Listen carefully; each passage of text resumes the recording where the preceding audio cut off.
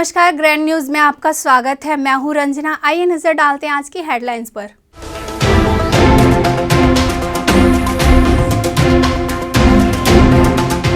Facebook पे चले comment ने बजाई पुलिस की बैंड। 24 घंटे बाद भी दर्ज नहीं हुई एफआईआर।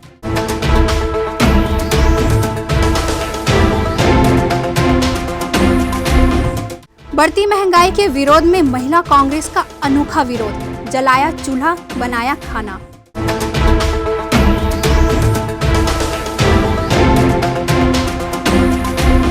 छत्तीसगढ़ ओलंपिक संघ तरासेगी राष्ट्रीय स्तर के खिलाड़ी।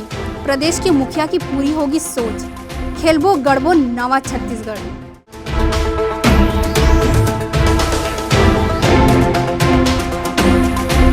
कोरोना काल के बाद चली बस्तर केवटी राजधानी रेलवे ने बढ़ाया 50% किराया। सुविधा जस की तस।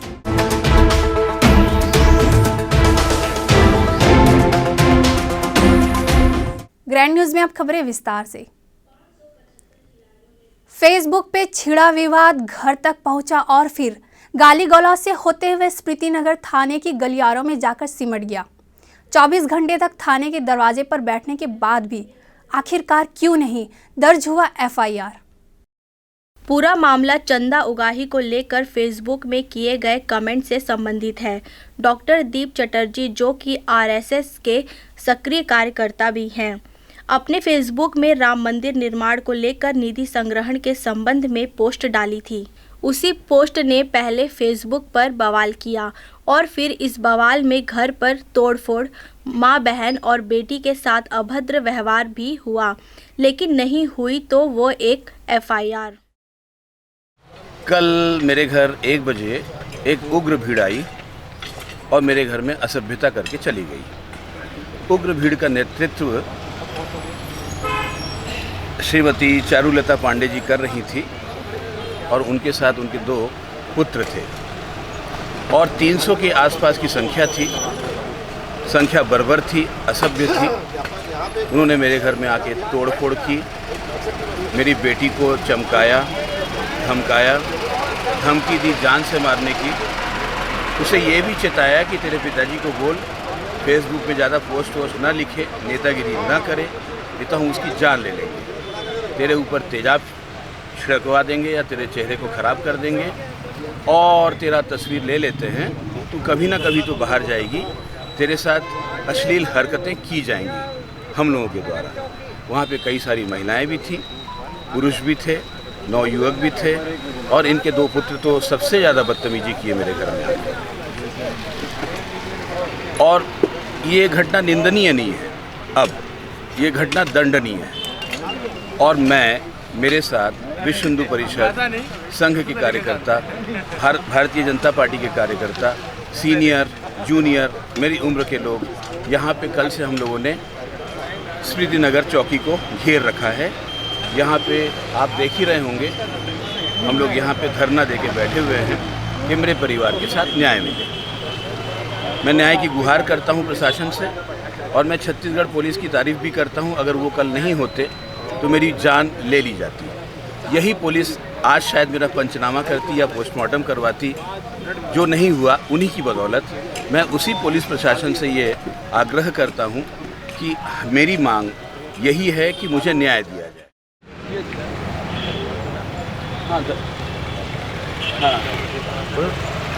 कल की घटना को लेकर आज हम सब युवा मोर्चा के साथी यहाँ इकट्ठा हुए थाने के सामने हूँ। एक ऐसी घटना है जिसको निंदनीय कहना तो छोटी बात है। कल डॉक्टर साहब के साथ हो गया, आज कल किसी कार्यकर्ता के साथ हो गया है। पुलिस प्रशासन भी अपना कर्तव्य ढंग से निभाए और तीनों के पास जाएंगे। हम यही मांग करते हैं कि हमारी एफआईआर यहाँ पे दर्ज हो। पिछले 24 घंटे से हम लोग यहाँ पे हड़ताल पे बैठे हुए हैं, अनशन कर रहे हैं। डॉक्टर दीप चटर्जी चंदे की राशि 50,000 रुपये वापसी को लेकर कमेंट किया था। सबसे ज़्यादा दिलचस्प पहलू यह है कि इस मामले को लेकर सांसद और विधायक डॉक्टर दीप चटर्जी के समर्थन में थाने से लेकर ऊपर लेवल तक फ़ोन घनघना डाले। लेकिन अपनी पुलिस है कि अंगद की भांति पैर जमाए अपराध पंजीबद्ध करने की बजाय सिर्फ आवेदन पर ही कार्य करने का भरोसा दिला रही है।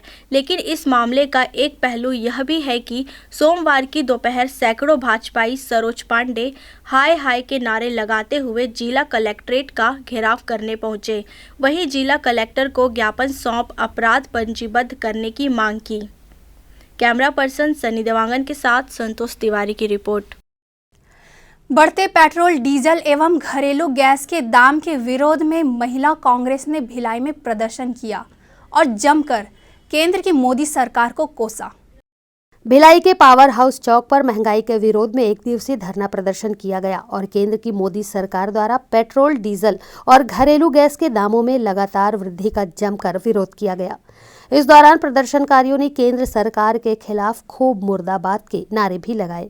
प्रदर्शन में महिलाएं हाथों में बैनर पोस्टर लिए हुए थीं। इन सभी महिलाओं ने अपना विरोध करते हुए चौक का भ्रमण किया। उसके बाद महिलाओं ने चौक पर गैस की बढ़ी हुई कीमतों का विरोध करते हुए लकड़ी से खाना बनाया और मांग की गई कि जल्द से जल्द अगर इन बढ़ते दामों की रफ्तार को काबू करने के लिए केंद्र सरकार द्वारा कोई ठोस निर्णय नहीं लिया गया तो वृहद पैमाने पर आंदोलन किया जाएगा एवं नेशनल हाईवे पर चक्का जाम कर केंद्र की तानाशाह मोदी सरकार का विरोध किया जाएगा। आम गृहिणियों के पहुंच से बाहर हो जा रहे हैं। इसीलिए भिलाई शहर महिला कांग्रेस के तत्वाधान में यहाँ पर सड़क पर लकड़ी का चूल्हा लगाकर खाना बनाने का प्रयास किया गया। मोदी जी अब तो होश में आइए, क्योंकि महिलाएं अपने घर से निकलकर अपनी आवाज़ बुलंद कर रही हैं और आपने तानाशाही रवैये से सब लोग बहुत परेशान हैं और अपने बढ़े हुए पेट्रोल डीजल के दामों को और रसोई गैस के दामों को वापस किया जाए। आज पूरी महिला कांग्रेस, पूरे भारत देश की महिला कांग्रेस आज के दिन में हमारी राष्ट्रीय अध्यक्ष सुश्री सुष्मिता देव के आदेशानुसार एवं हमारे प्रदेश अध्यक्ष फूलो देवी नेताम के आदेश के अनुसार आज पूरे भारत देश में महिला कांग्रेस की तरफ से धरना प्रदर्शन किया गया है। ये महंगाई के ऊपर में की गई है, जो कि सिलेंडर का रेट और पेट्रोल गैस सबका रेट बढ़ने के कारण घर घर में बड़ी परेशानियाँ हो रही हैं। पाटन में 2 दिवसीय छत्तीसगढ़ी खेलों का रंगारंग समापन हुआ। इस खेल को लेकर ताना बाना बुना चंद्रशेखर चकोर ने। उसे अमली जामा पहनाने में प्रदेश के मुखिया भूपेश बघेल और छत्तीसगढ़ ओलंपिक संघ के महासचिव गुरुचरण सिंह ओहरा ने मुख्य भूमिका निभाई। छत्तीसगढ़ी खेल मड़ई का आयोजन छत्तीसगढ़ ओलंपिक संघ के तत्वाधान में किया गया। 2 दिवसीय आयोजन में छत्तीसगढ़ राज्य के 14 जिलों से 575 खिलाड़ियों ने भाग लेकर अपनी खेल प्रतिभा का लोहा मनवाया। इस आयोजन को लेकर प्रदेश के खेल पटल पर स्थानीय खेलों को भी स्वीकृति मिलने की कवायद शुरू हुई है। कारण इन खिलाड़ियों में से उन प्रतिभाओं को भी छत्तीसगढ़ ओलंपिक संघ तरासेगा, जो आगे चलकर अन्य खेलों में अपनी प्रतिभा का लोहा राष्ट्रीय स्तर पर मनवाएंगे। ये तो 1989 की बात है, जहाँ मैं अपन मामा गांव जब जाता था ना तो वहाँ गिल्ली डंडा खेलता था। लेकिन जब मैं वो हाई स्कूल पढ़ने के बाद जब गए ना तो वहाँ मेरे जितने भी साथी थे वो सब क्रिकेट खेल रहे थे। तो मुझे लगा कि मुझे इस दिशा में कुछ करना चाहिए और सबसे पहले 1989 में मैं गिल्ली डंडा का प्रतियोगिता के दृष्टिकोण से एक नियम बनाया। 1 जनवरी 1990 को नवा समाज समिति कांदूल का गठन किया और 11 जनवरी 1990 को पहला आयोजन मैं किया, जिसमें 8 टीम भाग लिए थे। कहाँ पर? कांदूल में। हाँ, इसमें आसपास पर्ची बना के प्रचार किए थे, ऐसे नियम से आना खेलने के लिए ऐसे, तो 8 टीम भाग लिए थे। पर ये मैच करने से पहले एक प्रायोगिक रूप से भी प्रतियोगिता किया था, 2 टीम बना के, और 25 पैसे का पुरस्कार रखा था उसमें। पहली बार जब किए थे। और अभी कितना पुरस्कार है? अभी तो हजारों में है। अब शासन की ओर से है? हाँ, शासन की ओर से है, हजारों में है। जो गांव भी हम लोग भी करते हैं तो गिल्ली डंडा में भी 2000 का रहता है पुरस्कार गिल्ली डंडा में जी। उसके बाद फिर लगातार लोक खेलों का संग्रह करना, लगभग 15 से 16 लोक खेलों का प्रतियोगिता के हिसाब से नियम बनाए हैं। तो हम लोग उसी खेल और उसी खेल के लिए ही काम करते हैं। जैसे कबड्डी और खो-खो शासकीय खेल हो गए हैं, तो उस तरह से उनको शासन से भी सहयोग मिलता है। उनका पूरा वो बना हुआ है, ढांचा बना हुआ है कि कहाँ कैसे होना है, उनको कैसे प्रसार करना है। अंतर्राष्ट्रीय स्तर में खेले जा रहे हैं, लेकिन अभी हमारा जो खेल है वो प्रदेश स्तरीय तक स्थापित हुआ है। ग्रामीण क्षेत्र में जिला स्तरीय में और राज्य स्तरीय आयोजन करते हैं, तो एक गाँव के खिलाड़ी को राज्य स्तरीय तक आने का अवसर मिलता है। ग्रामीण अंचल की खेल प्रतिभाएं जो कि बिना किसी मंच के दम तोड़ देती थी, अब ये प्रतिभाएं राज्य स्तर पर अपने खेल का प्रदर्शन कर राष्ट्रीय खेलों में भी अपनी एक अलग पहचान बनाने में सफल होगी। देखिए, जब हम ओलंपिक संघ के चुनाव के बाद पहली बार मुख्यमंत्री जी से मिलने गए थे तो उनका एक ही कहना था, फुटबॉल, हॉकी, क्रिकेट सब आप लोग कराते हो, ओलंपिक संघ छत्तीसगढ़ के लिए क्या कर रहा है? उनका पहला क्वेश्चन था मेरे ऊपर। तो मैंने वो क्वेश्चन को सिरोधार्य किया और उसकी परिणति के रूप में मैंने उनसे कहा कि आप मुझे इसके लिए अनुमति दीजिए। मैं एक बार पहली बार मेरे राज्य बनने के बाद पहली बार वृहद रूप से छत्तीसगढ़ के जो विलुप्त हो रहे खेल है उसका आयोजन हम पाटन में करेंगे। उनकी अनुमति मिली और उसके कारण हम आए। किस तरह छत्तीसगढ़ी खेलों को राज्य स्तरीय पहचान देने के लिए प्रदेश के मुखिया भूपेश बघेल की एक सकारात्मक सोच को मूर्त रूप देने का काम किया। छत्तीसगढ़ ओलंपिक संघ के गुरुचरण सिंह होरा ने। कैमरा पर्सन सनी देवांगन के साथ संतोष तिवारी की रिपोर्ट। कोरोना काल के पश्चात एक बार फिर से ट्रेन सुविधा प्रारंभ हो चुकी है। इस ट्रेन के प्रारंभ होने से जहां आम लोगों में एक बड़ी सुविधा मिल रही है, वहीं उत्तर बस्तर के क्षेत्र के लोगों को राजधानी से जुड़ने का मौका भी मिलेगा। कोरोना काल में केंद्र सरकार ने रेल परिचालन बंद कर दिया था, जिससे आम नागरिकों को आवागमन के लिए काफ़ी दिक्कतों का सामना करना पड़ रहा था। अभी हाल ही में रेलवे ने राजधानी रायपुर से उत्तर बस्तर केवटी के लिए रेल परिचालन शुरू कर दिया है। रेल परिचालन की सुविधा सुचारू रूप से शुरू होने के कारण यहाँ के निवासियों को आवागमन में सुविधा होगी, लेकिन रेलवे ने रेल किराया में लगभग 50% की वृद्धि भी की है। बस्तर से शुरू हुई रेल सेवा का लाभ यहाँ के निवासियों को मिलेगा, तो वही व्यापार के रास्ते भी खुलेंगे। ग्रैंड न्यूज़ से ब्यूरो रिपोर्ट। ये ट्रेन दिन में केवल एक बार चलेगी। केवटी से रायपुर जाएगी, सुबह 6:13 में आती है, 6:18 में चले जाती है और फिर रायपुर से 9:15 बजे फिर चालू होकर बालोद में 11:34 आने का है और 11:39 में जाने का है। वो केवटी की तरफ जाएगी। बस दिन में एक ही फेरा लगा रही है इस समय, और ज़्यादा फेरा नहीं है। इसमें किराया जो है एक्सप्रेस का लगेगा। वैसे लॉकडाउन जैसे बहुत समय से था, है ना, लगभग मार्च से अभी फरवरी, लगभग 11 महीने। तो काफ़ी दिन बाद जैसा लॉकडाउन ख़त्म हुआ, उसके बाद में ट्रेन परिचालन शुरू हुआ। बीच में और हुआ था, लेकिन कुछ कारणों से फिर बंद हो गया था। तो काफ़ी अच्छा लगा। और ऊपर से ये है कि बस वाले टिकट बढ़ा दिए हैं। आम आदमी जो मध्यम वर्गीय परिवार है उसको चाहिए ट्रेन का सहारा, क्योंकि सबको सफ़र करना है। तो ये बहुत अच्छा किए हैं कि ट्रेन का परिचालन वापस शुरू हो गया है। एक मां अपनी 15 वर्षीय बच्ची की गुमशुदगी की रिपोर्ट दर्ज कराती है। 6 दिन बीत जाने के बाद भी लड़की का कोई अता पता नहीं। वहीं जिस महिला पर शंका जाहिर की जा रही है वो आत्महत्या करने की धमकी दे रही है। आखिरकार मामला क्या है?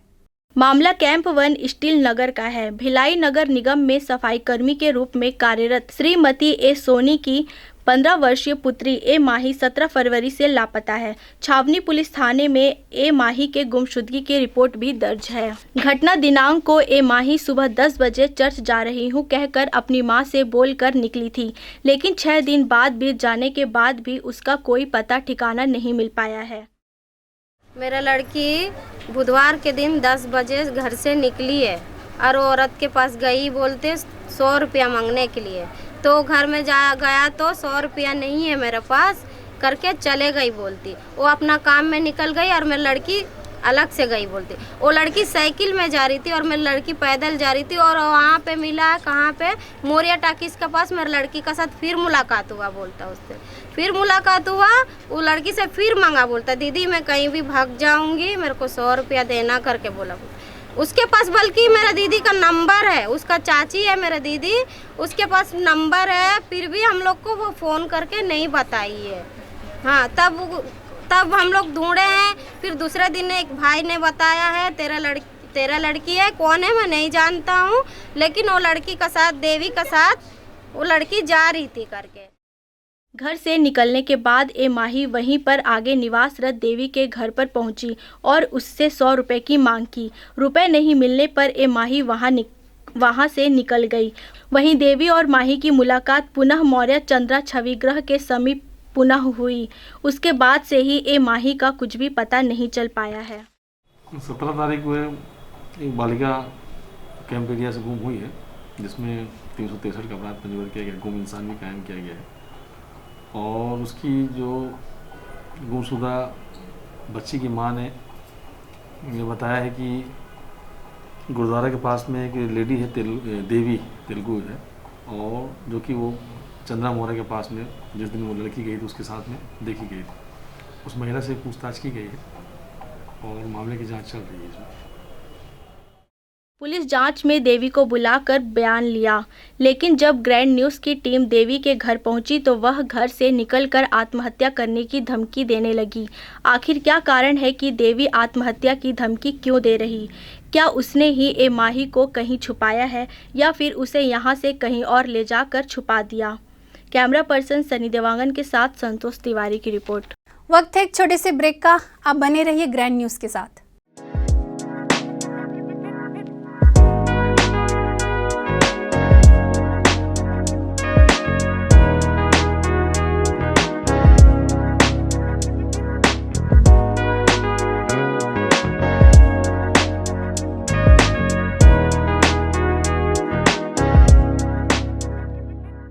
सेलिब्रेशन सफारी बारनावा पारा वाइल्ड लाइफ सेंचुरी में स्थित खूबसूरत cottage and rooms, Bastar art से सुसज्जित शानदार कॉटेज, सर्व सुविधा युक्त रूम्स, बाथटब युक्त बाथरूम, स्विमिंग पूल, बच्चों के खेलने के लिए पार्क, खान पान की व्यवस्था, प्रोफेशनल सर्विस, सेंचुरी घुमाने के लिए वाहन की व्यवस्था। सेलिब्रेशन सफारी बारनावा पारा।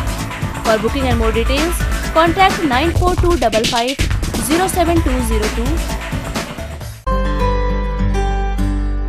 मैं जब अपने बालों को कोम करती थी तो मेरे काफ़ी ज़्यादा बाल कोम्बिंग से टूट जाते थे और सीजनल चेंजेस की वजह से डैंड्रफ भी होता था। फैमिली में भी कुछ लोगों को ये प्रॉब्लम थी। तब मुझे मेरी फ्रेंड ने वास्तु गुरुजी हेयर ऑयल सजेस्ट किया, जिसके सिर्फ 2 यूजेस बाद ही मुझे ऐसा लगा जैसे मेरी स्कैल्प क्लीन महसूस हो रही है, और सिर्फ 4 वॉशेस बाद ही मेरी हेयर फॉल और डैंड्रफ की प्रॉब्लम ऑलमोस्ट जड़ से खत्म हो गई। और इस ऑयल की सबसे अच्छी बात यह है कि ये होममेड है, और उससे भी अच्छी बात यह है कि ये वर्क करता है।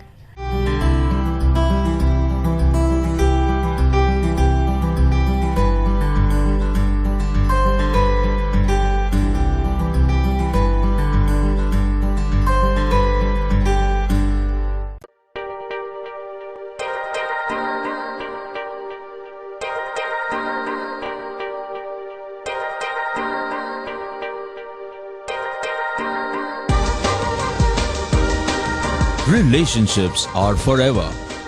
Out of all loved ones, your children are most precious. One of our biggest dreams is to give our children's marriage the top in luxury and facility.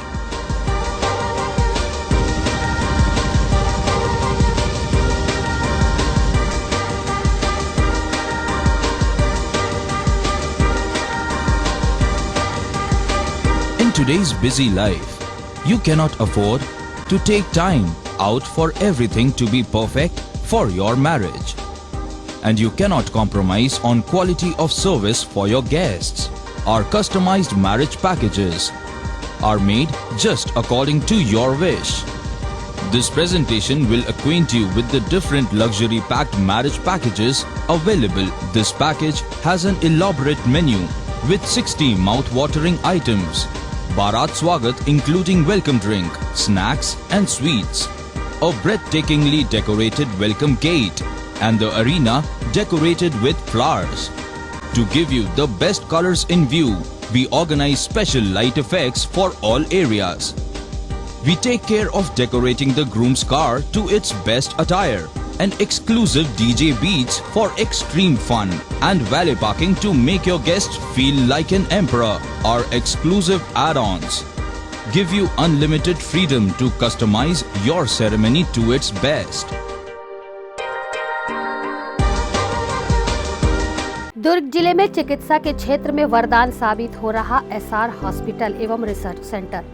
Dhamda road Chikhli में संचालित एसआर हॉस्पिटल एवं research centre में सुविधाएं भारत सरकार की आयुष्मान योजना के तहत मरीजों का निशुल्क अस्पताल में इलाज, आईसीयू, एनआईसीयू की सुविधा, इलाज से संबंधित सभी कार्य, सिटी स्कैन, एक्सरे, सोनोग्राफी और ईसीजी के साथ 24 घंटे मेडिकल स्टोर्स की सुविधा उपलब्ध है। भारत सरकार की आयुष्मान योजना के तहत जले हुए मरीजों, एक्सीडेंटल मरीजों एवं पाली ट्रामा के मरीजों का भी इलाज किया जाता है। हॉस्पिटल में 24 घंटे एम्बुलेंस की भी सुविधा उपलब्ध है। एसआर हॉस्पिटल में हड्डी से संबंधित सभी रोग, दांतों से संबंधित सभी रोग और सभी बीमारियों का इलाज अनुभवी डॉक्टरों की टीम के द्वारा किया जाता है। हमारा पता एसआर हॉस्पिटल एवं research centre, Chikhli road, Durg, Chhattisgarh. Helpline number 6262613200, 6262613300, 6262613400। इस्पात नगरी के हृदय स्थल में संचालित मैत्री बाग में इन दिनों एक अलग ही नज़ारा देखने को मिल रहा है। कारण शासन की गाइडलाइन के अनुसार 12 साल से नीचे बच्चे और 65 साल के ऊपर बुजुर्गों का प्रवेश वर्जित है। कोरोना महामारी को लेकर विगत वर्ष शासन ने मैत्री बाग में पर्यटन स्थल को बंद करने का आदेश जारी कर दिया था। 13 फरवरी को पुनः मैत्री बाग पर्यटन स्थल को खोला गया। शासन की गाइडलाइन के अनुसार 12 साल से कम उम्र के बच्चों और 65 साल से अधिक उम्र के बुजुर्गों का प्रवेश वर्जित है। इसी गाइडलाइन के तहत मैत्री बाग प्रबंधन पर्यटनों को प्रवेश दे रहा है, लेकिन सबसे ज़्यादा चिंता उन लोगों को होती है जो अपने परिवार सहित मैत्री बाग पहुँचते हैं। मैत्री बाग को 13 फरवरी को जिला के प्रशासन से आदेश बस खोल दिया गया है, लेकिन कुछ शर्तों के साथ हमें अनुमति मिली थी, जिसमें 12 वर्ष से छोटे बच्चे और 65 साल से ऊपर वाले आयु को प्रवेश नहीं दिया जाएगा। उन शर्तों पे हमने मैत्री बाग को खोला था। बट अभी पिछले कुछ दिनों से देखा जा रहा है कि कुछ लोग इतनी paper, electronic media, print media के देने के बाद भी लोग अपने छोटे छोटे बच्चे को लेके जा रहे हैं, बुजुर्ग को लेके जा रहे हैं, जिसके कारण हमें बड़ी दिक्कतें का सामना करना पड़ रहा है। हमें बार बार आग्रह कर रहे हैं कि भाई अपने छोटे बच्चों को घर में रखें और जैसी आगे भविष्य में अनुमति मिलेगी अपने छोटे बच्चे के साथ आएँ, अपने बुजुर्ग के साथ आएँ। लेकिन वर्तमान में ये बिना मास्क लगाए, सोशल डिस्टेंसिंग करते हुए और सैनिटाइज करके ही अंदर में प्रवेश करने की अनुमति दी गई है। परिवार सहित मैत्री बाग पहुंचे लोगों को बच्चों और बुजुर्गों दोनों को ही समझाने में दांतों तले पसीना आ जाता है, क्योंकि जब अन्य लोग मैत्री बाग के अंदर प्रवेश करते हैं। कैमरा पर्सन सनी देवांगन के साथ संतोष तिवारी की रिपोर्ट। श्री सती चौरा माँ दुर्गा मंदिर गंजपारा में हर वर्ष की भांति इस वर्ष भी गुप्त नवरात्रि का पर्व हर्षोल्लास के साथ मनाया गया। श्रद्धालुगणों ने सहपरिवार मंदिर में उपस्थित होकर माता जी के अभिषेक में अपनी उपस्थिति दर्ज कराई। गुप्त नवरात्रि का पर्व 12 फरवरी से शुरू हुआ। इस दिन मां श्री सती चौरा मां दुर्गा मंदिर गंजपारा में पूजा अर्चना कर ज्योति कलश प्रज्वलित किया गया। गुप्त नवरात्रि की अष्टमी को हवन कर पुण्य आहुति की गई। पुण्य आहुति के अवसर पर मंदिर के पुजारी पंडित सुनील पांडे ने काल भैरव की विशेष रूप से पूजा अर्चना करवाई। वहीं नवमी के अवसर पर प्रातः 9 बजे माता रानी का अभिषेक किया गया। अभिषेक के पश्चात 9 कन्याओं को भोज करा के माता जी का महाप्रसाद श्रद्धालुओं के मध्य बांटा गया। कैमरा पर्सन सनी देवांगन के साथ अतुल शर्मा की रिपोर्ट। जुनवानी स्थित कुबेर इंक्लेव में कोरोना विस्फोट हुआ है। यहां पर करीब 10 लोगों को कोरोना पॉजिटिव पाया गया है। इनमें से 5 लोगों को एम्स रायपुर में इलाज के लिए भर्ती कराया गया है। भिलाई दुर्ग वासियों को लग रहा है कि कोरोना खत्म हो गया है, लेकिन उन्हें यह नहीं मालूम कि कोरोना अब धीरे धीरे फिर से पांव पसार रहा है। जुनवानी स्थित कुबेर इनक्लेव में करीब 10 लोगों को कोरोना कैसे हुआ, यह कोई बता नहीं रहा है। दुर्ग जिले के स्वास्थ्य अमले के द्वारा जानकारी एकत्र की जा रही है कि यहां पर हर फ्लोर में 2 व्यक्तियों को कोरोना कैसे हुआ। कुबेर इनक्लेव में जो भी लोग कोरोना पॉजिटिव पाए गए हैं, उनमें से लोग कहीं न कहीं किसी कोरोना संक्रमित के संपर्क में आए हैं, इसलिए यहां पर तेजी के साथ कोरोना का संक्रमण फैल रहा है। कोरोना संक्रमितों के मिलने की जानकारी के बाद भिलाई निगम के स्वास्थ्य विभाग का अमला सक्रिय हो गया है और लोगों को सावधानी बरतने की सलाह भी दी जा रही है। पिछले 2 दिनों से कुबेर इनक्लेव में कोरोना पॉजिटिव के केसेस की शिकायत आ रही थी, जिसके संदर्भ में आज हम लोगों ने इस स्थल का निरीक्षण किया। पिछले 2 दिनों से यहाँ पे स्वास्थ्य विभाग की जो हमारे नगर निगम की जो टीम है वो लगातार सैनिटाइजेशन का कार्य कर रही है पूरे कैंपस को, पूरे परिसर को। इसके अलावा जो प्रभावित परिवार है उनके घरों में स्टिकर भी लगा करके कोविड के नियमों के पालन की जानकारी दी गई है। अभी सोसाइटी के मेंबरों के साथ आज इस स्थल का निरीक्षण किया गया है और सोसाइटी के मेंबरों के द्वारा ये मांग की जा रही है कि जैसे ब्लॉक नंबर जो 1 है उसको कंटेनमेंट जोन बना करके यहाँ बैरिकेडिंग की जाए। तो इस आशय का प्रस्ताव हम लोग तैयार करके जिला प्रशासन को अग्रेसित कर रहे हैं। और चूँकि एक जैसे जो ब्लॉक है एक, उसमें टोटल 7 फ्लोर्स हैं और 1 to 6 फ्लोर्स पे टोटल 6 मकान हैं और 7th फ्लोर पे 2 पेंटा हाउस है। तो फ्लोर नंबर 1, 2 और फ्लोर नंबर 5 पे इस आशय की शिकायत मिली है और स्थिति अगर आगे पेशेंट्स की ओर बढ़ने की संभावनाएं दिख रही हैं, क्योंकि इन परिवारों का आपस में आना जाना लगा है। तो इसको देखते हुए सैनिटाइजेशन का काम हम लोग कर रहे हैं और मैं आपके इस चैनल के माध्यम से नागरिकों से अपील करूंगा कि वे सुरक्षा के जो नियम हैं कोविड से सुरक्षा संबंधित उनका पालन करें। बालोद जिले मुख्यालय से लगे ग्राम बघमरा से जगन्नाथपुर तक का मार्ग पूरी तरह से जर्जर हो चुका है। इस मार्ग में बड़े बड़े गड्ढे हैं जिससे आवागमन में दिक्कतें होती है। वहीं स्कूल में पढ़ने वाले छात्रों को भी इस मार्ग से होकर गुजरना पड़ता है। इस मार्ग में पैदल चलना भी मुश्किल है। जहां इस मार्ग को बनाने के लिए प्रधानमंत्री सड़क योजना के तहत 7 महीने पहले टेंडर हो गया है, मगर अब तक निर्माण कार्य चालू नहीं हुआ है। जिला मुख्यालय से लगे गांव बघमरा से जगन्नाथपुर तक की सड़क में 8 गांव और जुड़ते हैं, जहां सड़क की दुर्दशा के लिए ग्रामीणों ने कई बार अपनी आवाज़ भी उठाई। जहां ग्रामीणों की मांग के बाद इस सड़क निर्माण के लिए प्रधानमंत्री सड़क योजना के तहत इसका निर्माण किया जाना है। 7 महीने पहले इस सड़क का टेंडर भी हो गया है, मगर अब तक के निर्माण कार्य चालू नहीं हुआ है। वहीं बड़े बड़े गड्ढों की वजह से इस सड़क में आवागमन में काफ़ी दिक्कतें हो रही हैं। लोगों को जिला मुख्यालय आने के लिए काफ़ी सारी परेशानियों का सामना करना पड़ता है। गड्ढों का मुख्य कारण पास में जारी रेत खदान है, जहां से निकलने वाले भारी वाहनों की वजह से सड़क में बड़े बड़े गड्ढे हो गए हैं। ऐसे में इस सड़क का मरम्मत करना बेहद आवश्यक है। इस बात को लेकर ब्लॉक कांग्रेस ग्रामीण अध्यक्ष सहित तमाम कांग्रेसी नेताओं ने कहा कि अगर निर्माण कार्य में देरी है तो गड्ढों में मुरुम और गिट्टी डालकर उसे ठीक किया जाए, ताकि आवागमन में दिक्कत ना हो। और जल्द ही विभाग को इसका निर्माण कार्य चालू करना चाहिए, ताकि आम जनता को किसी प्रकार की परेशानी ना हो। समस्या है जो बालोद मार्ग है वो पूरा जर्जर है बे, कोन्हों का खोदरा कोन्हों का डिपरा अपर टिपर पूरा है बे और सब गिट्टी में निकल गए है बे। आवागमन के लिए बहुत तकलीफ होते वहाँ जाए बर आए जाए बर। और का कहते कभी भी पानी गिरते बरसात में तो खोदरा रहते मन में हमन गाड़ी में जात रहथन, साइकिल में जात रहथन, गिर भी जाथन ओकरा। और वो एकदम सकेला है वो रोड है और सकेला है। वो कर बाद वो का है हमन आथन जाथन वो कोदले तो बहुत है बे को दी जाए बर समस्या। ये समस्या ला हमार सरकार थोड़ा दूर करे।